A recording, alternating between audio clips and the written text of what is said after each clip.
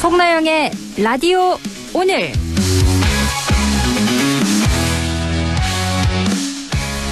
여러분 안녕하십니까? 송나영입니다.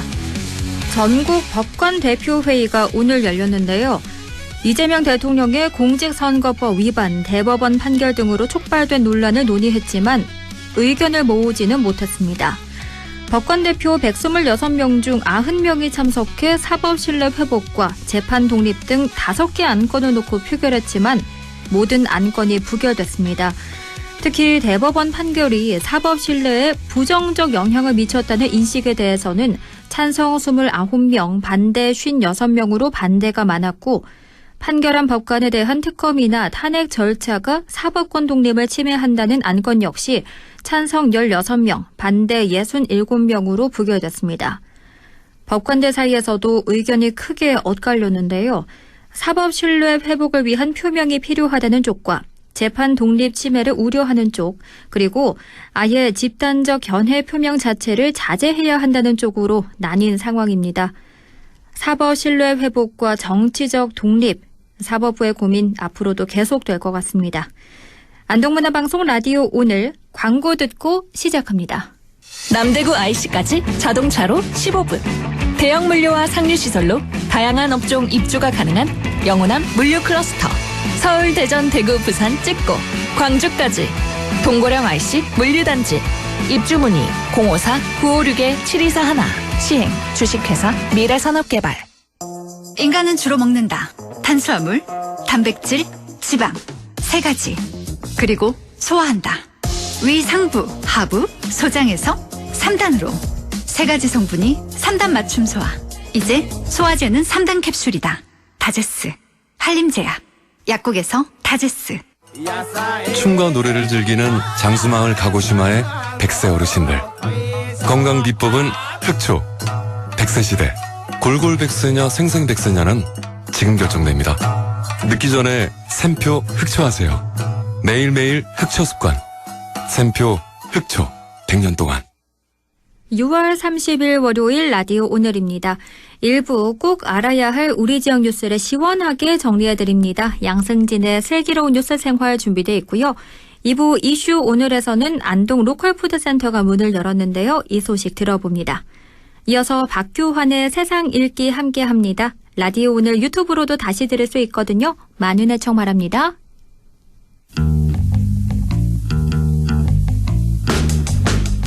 슬기로운 뉴스 생활 시작합니다. 올해도 벌써 정확하게 절반이 지났습니다. 오늘은 딱 1년 남은 민선 8기 북부권 시군의 단체장에 대한 이야기, 그리고 민선 8기 출범 이후 지난 3년간 지자체들의 어떤 일이 있었는지 이야기 나눠봅니다. 매일신문 양승진 기자 연결돼 있습니다. 안녕하십니까? 네, 안녕하세요. 먼저 경상북도부터 이야기를 해보겠습니다. 재선 임기를 맞았던 이철우 지사의 지난 3년 어떻게 평가하십니까? 네, 의욕적으로 무언가를 추진을 하려고 하다 보면 갑자기 예상하지 못한 난관을 마주한 시간이 아니었나 싶은데요. 그만큼 아쉬움이 남는다는 이야기입니다. 네. 2022년 7월 민선 8기 출범 이후 경상북도는 적지 않은 성과를 제법 많이 냈었습니다. 예를 들면 이제 의성의 배양육 규제 자유특구, 안동의 햄프 규제 자유특구, 또 안동은 전국 최초로 문화특구, 기회발전특구, 교육발전특구와 같이 지난 정부의 3대 특구가 모두 지정된 곳이기도 합니다. 네. 그리고 찬반 의견은 엇갈리지만 지방소멸시대에 반드시 필요한 것으로 여겨졌던 대구 경북 행정통합이라던가, 그리고 이제 인구 20만 명 수준의 지방도시로서 유치에 성공한 경주 에이펙 정상회의라던가, 이런 성과가 있었음에도 대형 산불 발생, 그리고 비상계엄, 이런 것들로 인해서 성과를 내려고 하면 암초를 만났던 시간들이지 않나 싶습니다. 그러니까요. 성과도 있었지만 여러 굵직한 난관들이 있었는데요. 심지어 최근에는 이철우 지사의 건강 문제도 불거졌어요. 네, 마찬가지로 산불 피해 극복, 이런 부분들을 의욕적으로 추진하던 과정에서 이철우 지사가 암 진단을 받은 상태입니다. 건강 문제가 어쩌면 큰 암초가 아닐까 싶은데, 일단 내일 이철우 지사가 직접 민선 8기 도정 성과와 그리고 앞으로 도정 운영 방향에 대한 브리핑을 할 예정이고 또 현재 치료도 병행을 하고 있습니다. 그렇군요. 내일 오전에 이 지사가 경북 도정 성과에 대한 브리핑을 한다고 하는데요. 혈액암 진단을 받은 지 약 4주 만에 활동이거든요. 원래는 양금희 경제부지사가 하는 걸로 돼 있었는데요. 내일 진행을 한다고 하니까요. 상태 어떤지 함께 지켜보면 좋을 것 같고요. 그리고 안동으로 넘어가 보겠습니다. 지난 3년간 안동에서는 어떤 성과가 있었고 내년에 있을 6월 3일 지방선거까지 어떻게 전망하십니까? 네, 방금 말씀드렸던 것처럼 지난 정부의 지방시대 3대 특구 지정 그리고 또 문화도시 선정 이런 부분들 중앙선 KTX 완전 개통 이런 성과들이 있었다고 볼 수 있을 것 같습니다. 이제부터 이제 안동시의 과제라면 당연히 산불 피해 극복 이 부분은 산불 피해를 입은 5개 지자체 모두가 해당되는 것이고요. 네. 그리고 안동댐 물을 이제 대구 치수원으로 쓰려고 했던 이른바 맑은물 하이웨이 사업. 홍준표 전 대구시장과 경기청 안동시장이 야심차게 추진해온 사업들인데 아무런 성과가 3년 동안 없었습니다. 그리고 이제 맑은물 하이웨이 사업 자체가 폐기될 가능성도 높게 점쳐지고 있고요. 이런 것들을 봤을 때는 지난 3년이 조금 아쉬운 시간이 아니었나 싶은 생각도 듭니다. 그렇군요. 그런데 권기창 시장은 재수 끝에 안동시장에 당선이 됐었거든요. 그럼 내년 재선 도전은 어떻게 할 거라 보십니까? 네, 가장 큰 거는 역시 국민의힘 공천이겠죠. 그러나 이제 임기 초부터 안동시는 시와 시의회 간의 예산 편성이라든가 이런 것들을 두고 적지 않은 힘겨루기가 있었습니다. 이는 곧 지역구 국회의원과 시장 간의 힘겨루기다. 이렇게도 학대 해석할 수 있는 요인인 것 같은데 네. 둘 사이가 좋지 않다. 이런 소문이 지역 정가에 무성하기도 했었습니다. 재수 끝에 이제 당선이 된 만큼 권기창 시장은 무조건 내년 지방선거에서 재선 도전을 할 것으로 보여집니다. 도전이 성공으로 이뤄질지는 앞으로 조금 더 지켜봐야 할 것으로 보여지고요. 그렇겠네요. 1년간 역할을 잘 수행해서 재선에 성공할지 지켜봐야겠고요. 그럼 다음으로는 예천으로 가봅니다. 지난 선거에서 김학동 군수가 무투표로 당선이 됐었어요. 네, 도청이 이제 이전한 이후에 예천구는 인구 유입이라든가 이런 것들로 이제 계속 성장을 하고 있는 도시입니다. 네. 그리고 육상이라든가 곤충, 기존의 산업들도 계속 육성을 해 가고 있고요. 그런데 이제 지난 임기를 보면 이제 군립 박서보 미술관 건립 사업, 예천군에서 야심차게 추진을 했었지만 완벽하게 실패를 했다고 볼 수 있고, 어쩌면 이제 무리한 사업 추진이 아니었나 이런 생각도 듭니다. 그리고 이제 2023년에는 예천 감천면, 은풍면, 효자면에서 수해가 발생하기도 했고요. 안전에 대한 경각심 그리고 산사태나 수해와 같은 자연재해의 무서움을 또 한 번 느낄 수 있었던 시간들이 아니었나 싶습니다. 김학동 군수는 재선에서 이제 무투표로 당선이 됐는데요. 선출직인 만큼 삼선 도전은 또 분명히 나설 것으로 보여집니다. 네. 다만 이제껏 예천에서는 삼선 군수가 민선 8기까지 한 명밖에 없었던 점, 또 국민들의 삼선에 대한 피로감들이나 이런 것들을 어떻게 극복할 수 있느냐가 관건이 될 것으로 보여집니다. 김학동 군수가 내년 지선에서 3선 군수가 될지 그것도 관전 포인트겠고요. 그리고 영주 같은 경우는 시장이 공직선거법 위반 등의 이유로 대법원에서 직상실형을 받았습니다. 현재 권한대행 체제인 영주시의 지난 3년 어떻게 평가하십니까? 박남서 전 시장의 불법 행위죠. 그래서 영주 시민들이 큰 피해를 입었고 대법원 판결이 늦어지면서 영주시는 현재 권한대행 체제로 이제 시정이 운영이 되고 있습니다. 네. 영주는 지난 3년간 어떤 성과가 있다고 하더라도 한 사람의 잘못 때문에 시정이 권한대행 체제로 전환됐기 때문에 긍정적으로 평가를 할 수 있는 게 그리 많지 않다. 이런 생각이 듭니다. 최근에는 이제 납폐기물 재련 공장의 공장 설립 허가 문제, 영주 첨단 베어링 국가산업단지 조성 사업 부지 매입 난항 등 안팎으로 많은 어려움도 산적해 있고요. 물론 영주댐 준공 허가와 함께 관광자원 개발 같은 것들이 추진되고 있는 점들, 이런 부분들은 앞으로 달라질 영주를 기대할 수 있게끔 하는 요소일 것 같습니다. 현직 시장의 직상실로 인해서 내년 지방선거를 앞두고 영주에서는 현재 여러 후보들이 난립하고 있는 상황입니다. 그렇군요. 후보가 많이 있는 만큼 내년 지선에는 어떤 후보가 나올지도 관전 포인트가 되겠고요. 그리고 봉화로 넘어가 보겠습니다. 봉화의 지난 3년은 어떻게 평가하십니까? 네, 초선인 박형국 군수가 의욕적으로 추진해온 사업을 꼽아보자면 베트남 마을 조성 사업을 꼽을 수가 있을 것 같습니다. 네. 인구 소멸 시대 또 각종 이민 정책이 국가적으로 추진되고 있는 상황에서 이 베트남 마을 조성 사업이 어떤 성과를 낼 수 있을지 주목이 됩니다. 그런데 이제 정치적으로 이야기를 해보면 박형국 군수의 경우에는 지난 지방선거에서 공천과 관련해서 현재 조사 중인 이제 무속인 건진법사와 관련이 있다. 이런 의혹이 계속 제기되고 있는 상황입니다. 그러다 보니까 이런 의혹들이 내년 지방선거에는 어떤 영향을 미칠지 좀 더 지켜봐야 할 것 같습니다. 그렇군요. 그럼 다음으로는 문경과 상주를 같이 살펴보겠습니다. 두 지역의 3년 어떻게 평가하십니까? 먼저 문경을 이야기를 해보자면 숭실대 캠퍼스 유치, 문경세제 케이블카 조성 사업이 추진이 되고 있습니다. 신영국 시장이 이제 초선 임기를 하면서 의욕적으로 추진을 하는 사업들인데 이게 뚜렷한 성과를 내기에는 지난 3년의 시간이 너무 짧았다 이런 느낌이 들고요. 상주의 경우에는 이제 대구 군부대 유치 실패, 또 상주시청 신청사 건립을 둘러싼 잡음 등 지난 3년이 정말 시끄러웠습니다. 네. 신청사 건립을 둘러싼 예산 삭감은 이제 지역구 국회의원과 단체장 간의 갈등으로 비춰지기도 했고요. 재보궐선거로 이제 당선된 이후에 재선 임기 중인 강영석 상주시장 역시 삼선 도전에는 분명히 나설 것으로 보여지기는 합니다. 하지만 지역구 국회의원과의 갈등이라던가 군부대 유치 실패, 그리고 신청사 건립을 둘러싸고 있었던 잡음들을 어떻게 해결할 수 있을지가 키포인트가 될 것 같습니다. 그럼 산불 피해가 심각했던 의성도 한번 살펴보죠. 김주수 군수가 3선 임기를 마치게 되네요. 네, 김주수 군수는 이제 지난 3년간, 11년간이죠. 대구 경북 신공항 유치라던가 의성의 세포 배양육 규제 자유 특구라던가 이런 성과도 있었습니다. 반대로 3년 전 선거에서 이제 본인을 둘러싼 의혹들이 있어서 탈당을 했다가 무소속으로 이제 3선에 성공을 하기도 했었습니다. 3선 불출마 제한에 걸리다 보니 현재 여러 후보들이 이제 자천 타천으로 이름이 오르내리고 있는 상황이고요.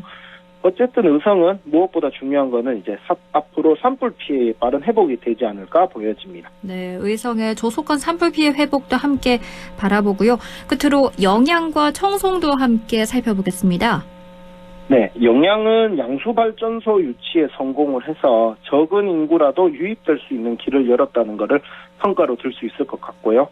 청송은 전국 최초로 농업촌버스 무료 요금제 도입, 그리고 인구 감소를 막기 위해서 교도소 유치 등에 나선 것들을 지난 3년에 치적으로 꼽을 만합니다.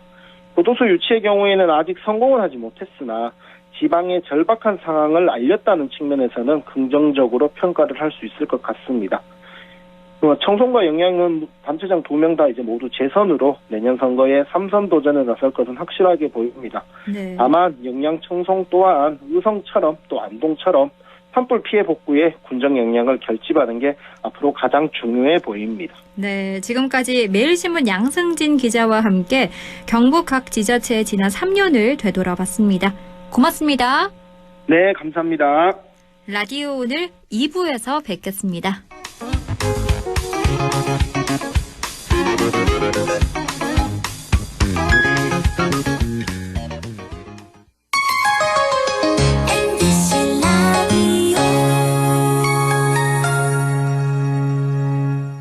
경상북도 우수상품 축산물 브랜드 굿앤베스트 해썹지정 무항생제 햄푸드즈 원풀 투풀 프리미엄급 햄프 한우 도축 제공하는 육회 뭉튀기와 무한리필 한우 불고기 대형주 차장과 70석 단체석 확보 경북 신도청 햄프타운 054-653-6000번 아 땡긴다 땡겨 매콤새콤 달콤한 맛 무침에는 역시 땡기네 가오리 장례식장 등 각종 대소사 최고의 인기 메뉴 땡기네 가오리 물이 생기지 않아 언제 어디서든 포장 배달 택배 모두 가능한 안동 땡기네 가오리 054-852-4988 오늘도 안전하게 음주운전 예방수칙 알려드립니다. 첫 번째, 술자리가 예정된 경우 미리 귀가 방법을 정하고 차는 가져가지 않는 것이 안전합니다. 두 번째, 음주 후 자전거나 전동 킥보드를 이용하는 것도 음주운전 처벌 대상에 포함됩니다. 세 번째, 과음을 한 다음 날에는 대중교통을 이용해주세요. 숙취 음주운전 역시 처벌 대상입니다. 네 번째, 음주운전을 방조하는 경우에도 3년 이하의 징역형 또는 1,000만 원 이하의 벌금형에 처해질 수 있습니다. 적극적으로 말려주세요. 위험한 음주운전 미리 예방하여 소중한 생명을 지켜주세요.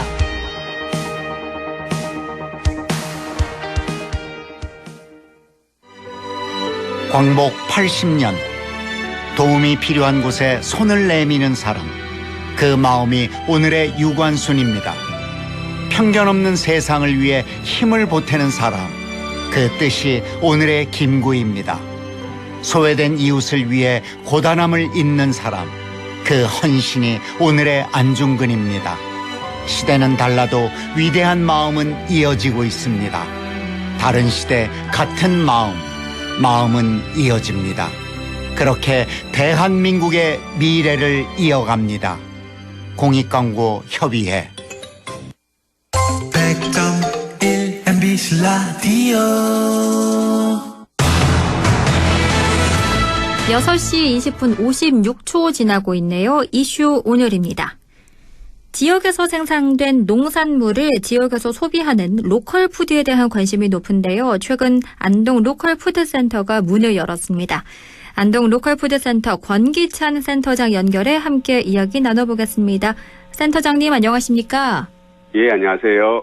네, 지난달이죠. 안동 로컬 푸드센터가 문을 열었습니다. 안동 로컬 푸드센터의 개소, 먼저 어떤 의미가 있을까요? 예, 지난달 문을 연 안동 로컬푸드센터는 지역의 농민과 소비자 그리고 환경이 함께 웃을 수 있는 구조를 만든 첫걸음입니다. 네. 먼저 생산자에게 정당한 가격을 받고 내일은 걸고 농산물을 판매할 수 있는 안정된 판로를 제공합니다. 특히 소농, 고령농, 청년농, 기농, 승계농 등에게는 더없이 든든한 동반자가 되는 거죠. 네. 예, 소비자 입장에서도 정말 큽니다. 어디서 누가 어떻게 길러낸 식재료인지 얼굴 있는 먹거리를 만날 수 있으니까요. 더 안전하고 더 신선하고 무엇보다 신뢰할 수 있는 밥상을 차릴 수 있습니다. 네. 또 하나 중요한 의미는 바로 기후위기 대응과 탄소 중립 실천입니다. 지역에서 나고 자란 농산물이 지역에서 소비되면 물류와 포장, 냉장 이동이 드는 탄소를 크게 줄일 수 있습니다. 지구를 지키는 실천이 이 안동에서 바로 시작된 셈입니다. 그래서 저희가 이 시작을 이렇게 표현했습니다.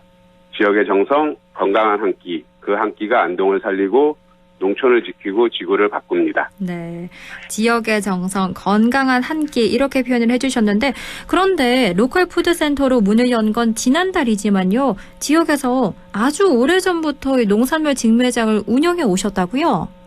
네, 맞습니다. 안동 로컬푸드센터가 지난달 새롭게 문을 연 건 맞습니다만 사실 이 길은 오래전부터 차근차근 걸어온 길입니다. 첫 시작은 약 9년 전인 2016년 우리농 목성동 직매장과 나섬 식생활교육원을 함께 열면서부터였습니다. 네. 가톨릭 농민회와 우리 농촌 살리기 안동교구본부가 지향해온 생명농업의 철학이 담긴 공간이었죠.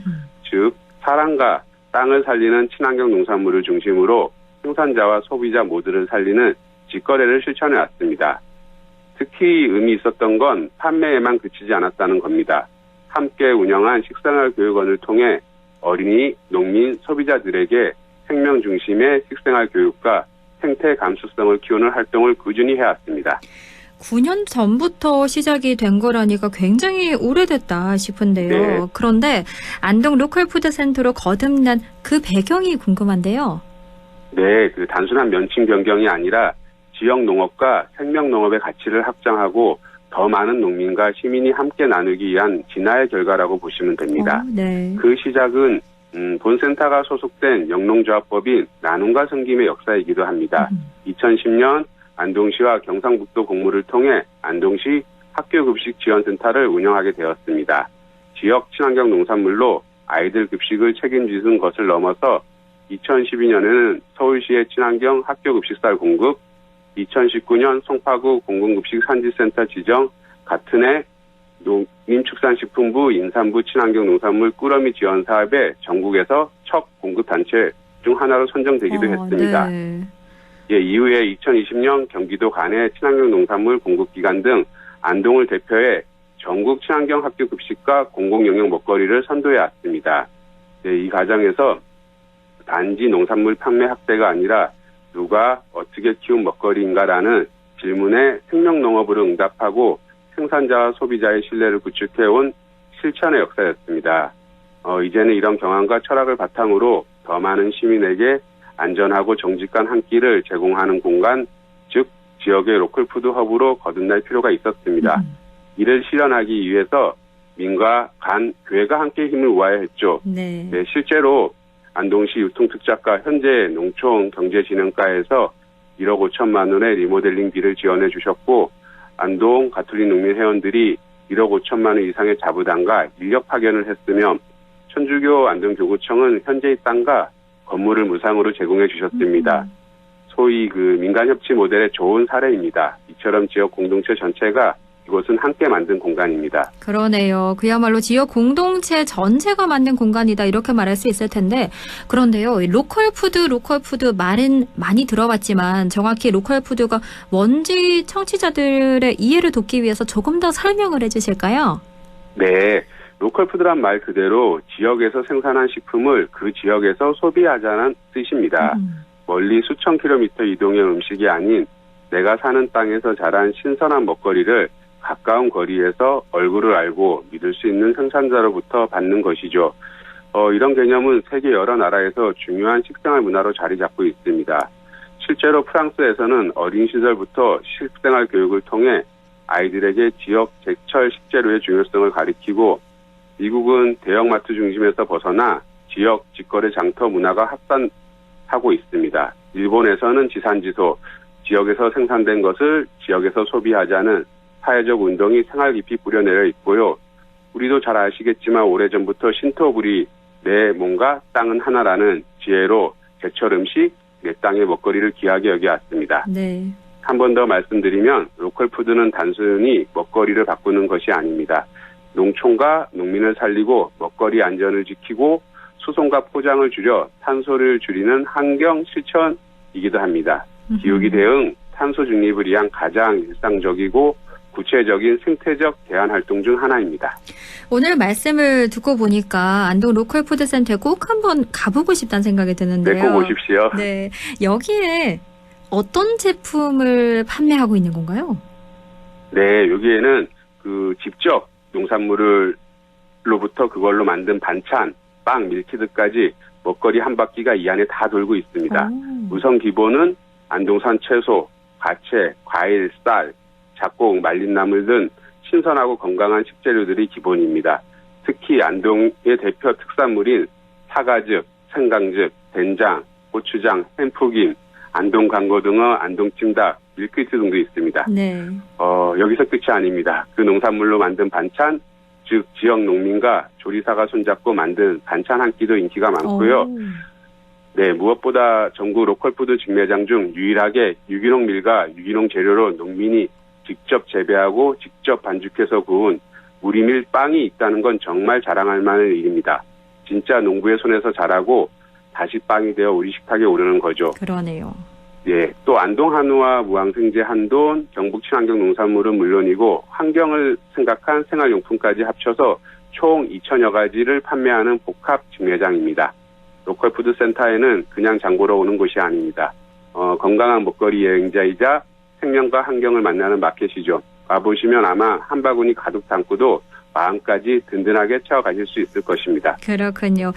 그런데 소비자도 소비자지만요. 오늘 방송을 듣고 내 제품 팔고 싶다 하는 분도 많이 계실 것 같은데요.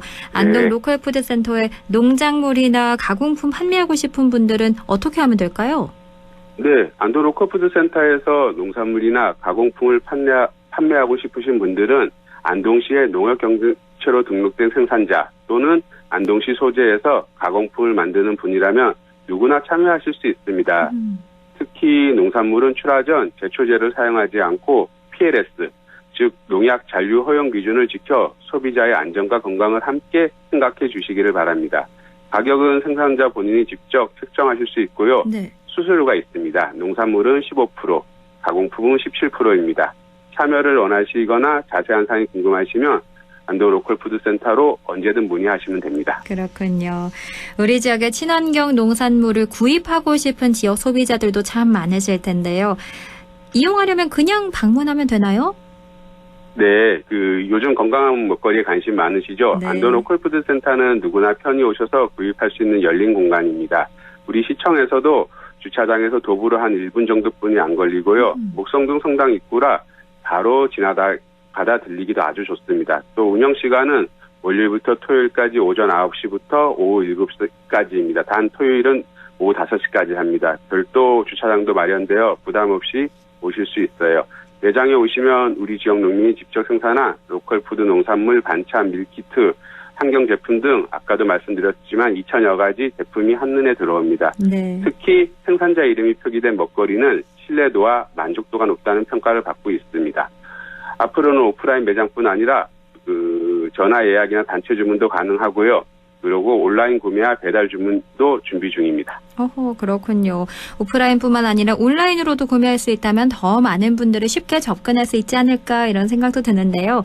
로컬 푸드센터가 활성화될수록 환경 보호는 물론이고요. 지역 경제에 더 많은 도움이 될 듯합니다. 그럼 끝으로 한마디 더 덧붙여 주실까요? 네, 말씀하신 대로 로컬 푸드센터가 활성화되면 지역 경제가 살아나고 환경도 지키는 일석이조의 효과가 있습니다. 네. 지역 내에 돈이 머물고 선순환 경제가 되며 장거리 운송을 거치지 않으니 자연히 탄소 배출과 대기오염도 줄게 됩니다. 더불어 센터 한 공간에서 농축산물 직거래가 이루어지니 유통 단계가 획기적으로 개선되어 생산자와 소비자 모두에게 만족할 수 있는 합리적 가격으로 우리 지역 농산물을 사 드실 수 있습니다.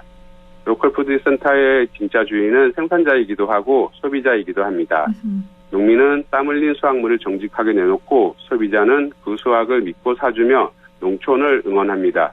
그래서 앞으로 저희는 더 많은 지역 내 로컬푸드 농산물의 판로를 열고 로컬푸드 교육과 체험, 기후위기 대응과 생태전환 운동으로 지역 안에서 작지만 깊은 변화를 만들어가려 합니다. 특히 타 시군에는 열흘 있는 로컬푸드에 관한 조례나 먹거리 보장 기본 조례가 아직 안동시에 없습니다. 네. 조속히 조례가 제정되어 안동 시민의 건강한 먹거리를 보장했으면 합니다. 이와 함께 더 많은 농민들과 소비자분들을 이곳에서 만나고 싶습니다. 끝으로 누구든 이곳에 오시면 건강한 한 끼, 따뜻한 마음, 신뢰할 수 있는 먹거리 그 세 가지를 함께 가져가실 수 있습니다. 지역의 정성, 건강한 한 끼 이 슬로건처럼 우리 모두의 식탁이 지역을 살리고 지구를 살리는 출발점이 되길 바랍니다. 네. 고맙습니다. 안동 로컬푸드센터가 그냥 장 보러 오는 곳이 아니라 건강한 먹거리 여행지이자 생명과 환경을 만나는 마켓이다라고 말씀해 주셨습니다. 지금까지 안동 로컬푸드센터 권기찬 센터장과 로컬푸드센터 이야기 나눴습니다. 오늘 말씀 네, 잘 지한 초대 들었습니다. 고맙습니다. 네, 고맙습니다. 라디오 오늘에서는 청취자 여러분의 참여를 기다리고 있습니다. 우리 지역에서 발생한 사건 사고 소식이나 함께 토론하고 싶은 내용을 안동 MBC 홈페이지 라디오 오늘 게시판에 올려주시기 바랍니다. 전화와 문자 참여도 하실 수 있습니다. 전화는 851국에 7191번, 문자는 샵 0913번으로 보내주시면 됩니다. 문자는 단문 50원, 장문 100원의 정보 이용료가 있습니다. 여러분의 많은 참여 바랍니다.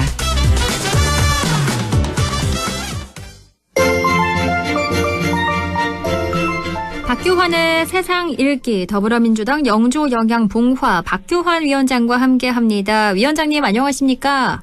네, 반갑습니다. 영주 영양 봉화 박규환입니다. 네, 윤 전 대통령이 그제 특검 조사에 출석했습니다. 그런데 출석 시간 변경에 지하주차장 통로 이용 요구와 또 조사 담당자 교체 요구까지 신경전을 이어갔는데요. 먼저 윤 전 대통령의 이런 태도 어떻게 보셨습니까? 글쎄요, 아직도 본인이 검찰총장이거나 대통령인 줄 아는가 봐요. 예, 뭐 반성의 기미도 없고요. 또 지켜보는 국민도 안중에 없는 말 그대로 안하무인 그리고 뭐 한 줄 평을 한다면 아직 정신 못 차렸구나. 어허. 예, 이런 느낌이었어요. 네. 특히 뭐 이제 지하주차장 출입 요구라든가 이런 거는 뭐 받아들여지지 않았죠. 그래서 공개 출석을 했는데요. 담당 조사관을 바꿔달라 이렇게 요구했잖아요. 네. 근데 이게 제가 윤석열 측 주장을 보니까요. 그 조사 담당자가 경찰청 중대범죄수사과장 박창환 총경이라는 분인데요. 이분이 그 윤석열 체포를 현장 지휘한 사람이다. 그리고 윤석열 체포는 불법적이다. 그래서 우리가 고발한 사람이다. 우리가 고발한 사람, 피고발인에게 조사받을 수 없다. 그러니 바꿔달라. 다른 검사로 바꿔달라. 이렇게 주장했더라고요. 네. 근데 이 주장이 사실은 하도 말이 안 되는 주장이라서 참 이게 반박하기도 그런데요. 실제로 형사 사건에서는요, 피의자가 조사관을 고소 고발하는 경우가 자주 있어요. 네. 그러면 피의자가 조사관을 고소 고발하면 그때마다 조사관 바꿔야 되는 겁니까? 그러면 조사관이 마음에 안 들면 피의자가 그냥 고발장 제출하면 그러면 조사관 바꿔야 된다면 사실은 정상적인 사건 조사 수사 불가능하죠. 만약에 그럼 윤석열 씨가 내란 특검을 고발하면 그럼 내란 특검도 대통령이 이제 바꿔야 됩니까? 애시당초 이게 말이 안 되는 주장이고요. 그리고 또 실제로 윤석열 측에서 바로 조사받기 전날 고발을 했어요. 이런 말거리 명분 만들려고 전날 고발했던 거고요. 그리고 또 실제로도 그 박창환 총경이 윤석열 체포를 현장 지휘한 적도 없어요. 그러니까 명백한 허위사실 유포죠. 네. 예.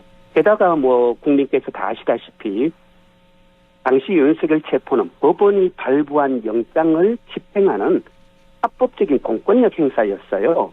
그 공권력 행사를 불법적으로 방해한 사람이 윤석열이고 그래서 그것 때문에 지금 수사받는 사람이 거꾸로 도둑이 매를 드는 적반하장 이런 주장을 펼치고 있는 거고요. 근데 또 재미있는 것은요. 만약에 진짜 그럴 생각이었으면 처음부터 조사 거부했어야죠. 근데 오전에는 박창환 총경한테 조사를 받았거든요. 네. 점심 먹고 난 다음부터 거부를 했어요. 그러니까 저는 실제로 뭐가 또 있냐 보니까 경찰관에게 조사받는 게 자존심 상한 거예요. 아하. 네. 감히 경찰 주재 어디 검사를, 검찰총장을, 대통령을 조사해? 이런 특권의식이 작용한 거고요. 그래서 저는 정말 아직도 정신 못 차렸다. 이렇게 한 줄 평 할 수밖에 없네요. 네. 그리고 2차 조사 일정을 두고도 다시 격돌 중이거든요. 일단 그 흐름을 좀 짚어보자면 당초 통보했던 2차 조사 날짜가 오늘이었고요. 그 후 특검이 재통보한 날짜가 내일이었습니다만 윤 전 대통령이 목요일 이후 나가겠다 이런 의견서를 냈거든요. 예. 그런데 20분 전인가요? 1시간 전이죠. 내란 특검에서 조사 날짜 변경 요청을 받아들이지 않기로 했다. 이런 속보가 들어왔는데요. 이렇게 출석에 불응한다면 앞으로는 어떻게 되는 건가요? 그렇죠. 아마 윤석열 측에서 목요일 이후라고 한 건요. 목요일이 7월 3일 윤석열 내란 재판 있는 날이거든요. 네. 그 재판 이후 어느 날 협의해서 나가겠다. 지금 이런 뜻인데요. 아시다시피 수사와 재판은 전혀 별개예요. 그리고 뭐 우리 얼마 전 다 기억하잖아요. 현직 야당 대표도요. 일주일에 2번, 3번 재판 받았어요. 무직이잖아요. 무직의 내란 피의자가 나 재판 있으니 수사 못 받겠다. 이거 할 수 있는 말 아니죠. 그래서 특검에서 받아들일 리 없고요.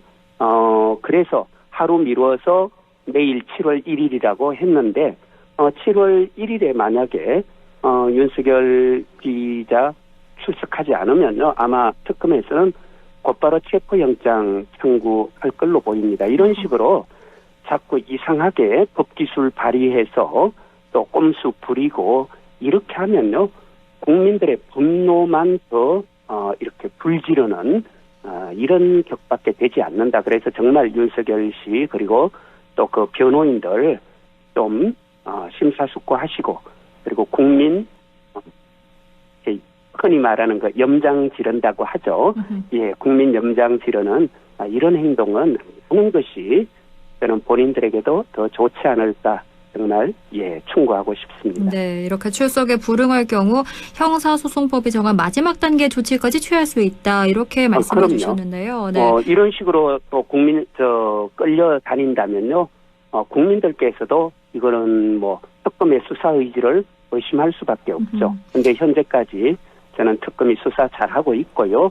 원칙대로 이렇게 하고 있다고 봅니다. 원칙대로만 해나가면 될 것 같아요. 네. 이런 가운데 김건희 여사가 퇴원을 했는데요. 휠체어를 타고 퇴원을 했습니다. 소환을 피하려고 하는 쇼가 아니냐, 뭐 이런 시각도 있어요. 그러니까 저는 궁금한 게 주민들은요. 암이 걸려도 입원하기 힘든 병원이잖아요. 아산병원이. 그렇죠. 그런 병원에 사실 우울증으로 입원했다? 이것도 좀 놀랄 일인데. 네. 또 우울증인데 우선 호흡기 내과 치료를 받았다? 이것도 당혹스럽고. 또 11일 동안 있었어요. 열 하루 동안 입원하고 치료받고 나니까 오히려 더 중환자가 되어서 휠체어를 타는 처지가 되었다. 그런데 또 신기하게도 차에서 내릴 때는 자기 발로 뚜벅뚜벅 걸어서 내리고 또 집에 들어가서는 자유롭게 계단까지 오르내리고 이런 사진 다 찍혔잖아요. 그러니까 이건 누가 봐도 사실은 쇼죠. 소환 조사 가급적 좀 미루거나 또 비공개로나 뭐 이렇게 어떻게든 한번 또 지켜가 보려고 하는 이런 행동인데요. 그런데 국민들한테 또 다 들켰잖아요. 국민들이 다 봤잖아요. 네. 이건요, 정말 국민 수준을 이분들이 너무 낮잡았다. 너무 낮게 그렇게 보고 있고, 여전히 이분들이 국민을, 좀 뭐, 표현이 그렇지만, 정말, 노예, 돼지, 이런 수준으로 보고 있는 행태죠. 네. 이거 안 통합니다. 예. 일단 김건희 특검팀과 순직 해병 특검팀이 이틀 뒤에 현판식을 갖는데요. 그럼 김건희 여사 특검 소환은 언제쯤 이루어진다고 보십니까? 지금 김건희 여사 특검 같은 경우는요.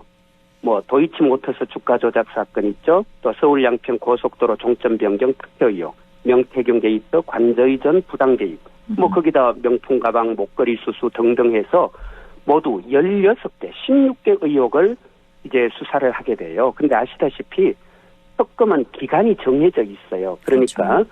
빨리빨리 사실은 이 기간 안에 이 16개 수사를 모두 마쳐야 되기 때문에요. 저는 속도감 있게 이제 진행될 것이다. 그러면 적어도 다음 주 안에는 아마 소환하지 않을까. 그리고 소환이 되면요. 워낙 지금 뭐 저지른 죄가 범죄 혐의가 무겁고 크고 많기 때문에 그리고 또 어느 정도는 기존의 검찰이나 경찰에서 수사된 부분도 있기 때문에 저는 곧바로 아마 구속영장이 청구되지 않을까 이렇게 전망해 봅니다. 네, 이렇게 3대 특검 얘기 나눠봤고요. 그럼 주요 인선 얘기로 넘어가 보겠습니다. 이재명 대통령이 6개 부처 장관을 지명했는데요. 이렇게 되면 국토교통부와 문화체육관광부 빼고는 다 지명을 한 겁니다. 이번 인선 어떻게 평가하십니까? 예, 이번에 또 6개 부처 지명하셨는데요. 네. 저는 이번에도 뭐 실용, 실력, 통합, 예, 이런 것을 좀 다 고려해서 골고루 갖춘, 그런 인선하셨다, 뭐, 이렇게 좀 생각이 들고요.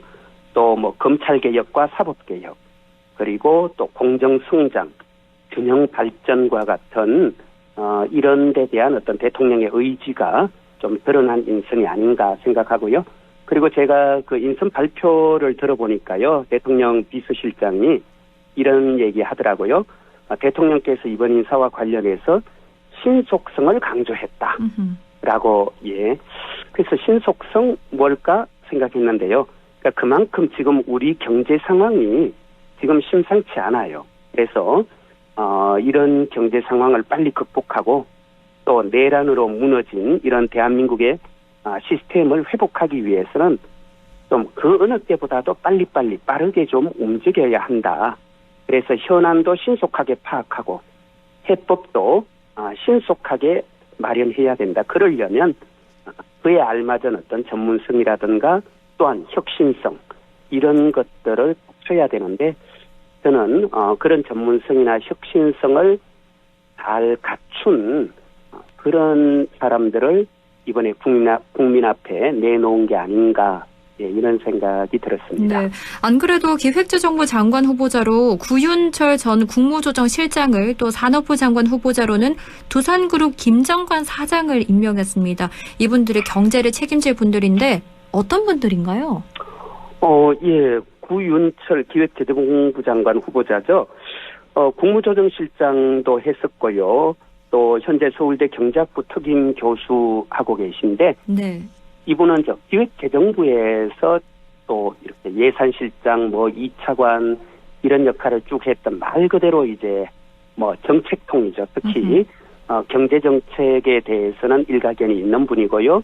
또 제가 알기로 AI 코리아라든가 이런 또 저서도 이렇게 출판하시고 그래서 대한민국의 혁신 또 어떤 재정을 포함한 정책 전반 이런 쪽으로는 전문성을 이제 갖춘 분이고 그래서 저는 앞서 말씀드린 그런 어떤 공정성장 지금 좀 빠르게 우리 경제 회복, 민생 회복 진행해 나가야 되는데요. 저는 그런 면에서는 좀 적임자 아닌가. 또 이분이 국민추천제 이번에 했었잖아요.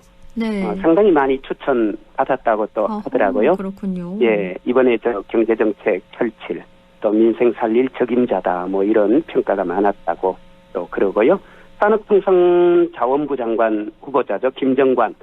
그분은 현재는 지금 두산 에너빌리티 그러니까 기업의 사장인 거죠. 네. 예, 기획재정부에서 이분도 정책기획관 이런 거 이제 거쳤던 관료 출신인데 또 지금은 기업에 가 있어요. 그래서 경제 관료로서 역량과 또 실물 경제 같이 경험한 이런 분인 만큼 지금 이제 성장에 또 그리고 회복에 집중해야 하는 이 시점에 좀 적임자가 아닌가. 성장과 회복을 강조하는 그런 대통령 철학을 구현할 사람으로 그렇게 대통령께서 선택하신 것 같습니다. 네. 그리고 또 주목받는 인물 중 두 분이 보건복지부 장관 후보자로는 정은경 전 질병관리청장 그리고 교육부 장관 후보자로 지명된 이진숙 전 충남대 총장입니다. 일단 의사 출신인 정은경 후보자가 지명이 되면서 의료계가 환영하고 있는데 이분들이 어떤 이유에서 지명이 됐을까요? 일단 솔직히 지금 현재 이 의료 보건 분야에서 가장 큰 어쩌면 난제이기도 하고요. 핵심 현안이 이른바 이 의료 대란을 해소하는 거잖아요. 네. 이 의료 대란이 지금 1년이 넘었어요. 작년 총선 앞두고 사실은 윤석열 정부가 급조된 총선용 공약이었죠. 그래서 의사 정원이 필요하다는 솔직히 국민 요구는 오래전부터 있었잖아요. 그렇죠. 근데 그걸 뜬금없이 2,000명 이렇게 마치 폭탄 투하하듯이 그렇게 선언하고 거기서 정말 한 발자국도 물러나지 않는 바람에 이런 해방 이후 이런 정도의 의정 갈등은 일찍이 없었죠. 그래서 지금 그 의정 갈등이 결국 의료 대란으로 이어졌는데요. 저는 어쨌건 의사 출신이에요, 이분이. 그러다 보니 의정 갈등의 한 축인 또 의사 쪽에서 일단은 좀 환영하는 아무래도 의사분들의 이런 또 요구, 처지를 누구보다 잘 알고 있는 분이니까요. 저는 그런 점도 있고 그리고 또 무엇보다 이분이 코로나19 당시에 어떤 정책 수용 능력이나 소통 능력도 유감없이 보여줬고 네. 그래서 코로나19를 돌파하는데 가장 중요한 사령관 역할을 했던 것, 그 역량이 검증되었다. 이제 이런 점에서 저는 의료계도 환영하고 그리고 또 이분도 마찬가지로 국민들께서 많이 추천하신 분이에요. 그래서 국민들의 신망도 있고 또 의료계로부터도 환영받고 또 능력도 검증되었고 그래서 정말 저는 적임자다 생각하고요. 또 이진숙 교육부 장관 후보자는 이분도 이제 충남대 총장 역임하신 분인데요. 네. 이번에 또 우리 이재명 대통령 공약 서울대 10개 만들기 추진위원장 쭉 맡아서 해왔기 때문에요. 저는 이재명 대통령 교육 철학도 잘 이해하고 있고 무엇보다도 또 충남대 총장 등을 통해서 대단히 인기가 많으셨더라고요. 역량을 보여줬고 이분도 국민추천대에서 많은 추천 받으신 분이고 해서 저는 이런 교육개혁의 또 적임자가 아닐까, 앞으로 기대해도 좋지 않을까, 이런 생각을 했습니다. 이렇게 3대 특검을 시작으로 주요 인선 얘기까지 함께 이모저모 들어봤습니다. 지금까지 더불어민주당 영주 영양 봉화 박교환 지역위원장과 함께했습니다. 오늘 말씀 잘 들었습니다. 고맙습니다. 예, 고맙습니다.